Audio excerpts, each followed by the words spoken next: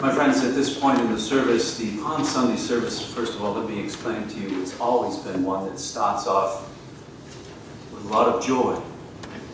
Maybe in our day it would be called a lot of joy and a lot of laughter, a lot of cheers.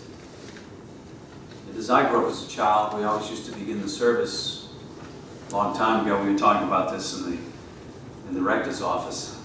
But the priest would always start off wearing red, bright red. The music was always gay and loud and lovely.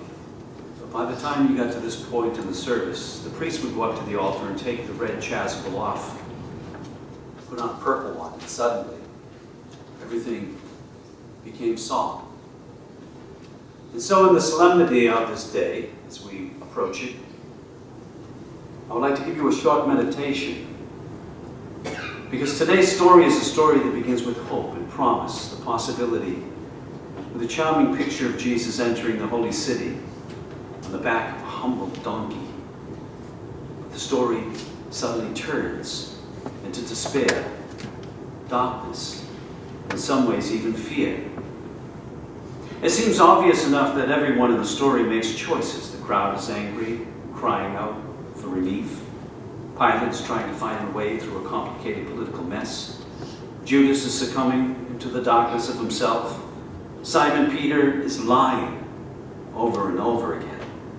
And everyone makes choices in the story. But the amazing thing is that none of those choices are life-giving. None of them except one. Jesus, the young teacher of Nazareth, rabble-rouser, the troublemaker, the rule-breaker, only makes the life-giving choice, and even he will struggle. If Jesus were telling his own story, I suspect the hardest part to share for him might be the part that we will see on Maundy Thursday when he's in the Garden of Gethsemane, when he begs, "What can I do? What is my life-giving choice at this point?" Oh, he could have saved his own life. He could have taken back all his teachers. He could have renounced the truth, telling others and putting out a disclaimer about his miracles. He could have lied. Yes, he could have. But he didn't. Lying is never a life-giving choice, never. Making life-giving choice for Jesus will mean losing his life. Few of us sitting here today, if any, will find ourselves in the garden making such choice. We'll find ourselves daily making choices that are in fact life-giving, or maybe even life-taking. And there will be times when we are making these life-giving choices.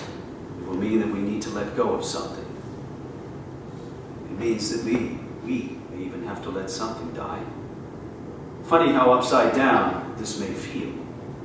How paradoxical it seems, just like this service. Give up to get, let die to live. Embrace fear to know the courage.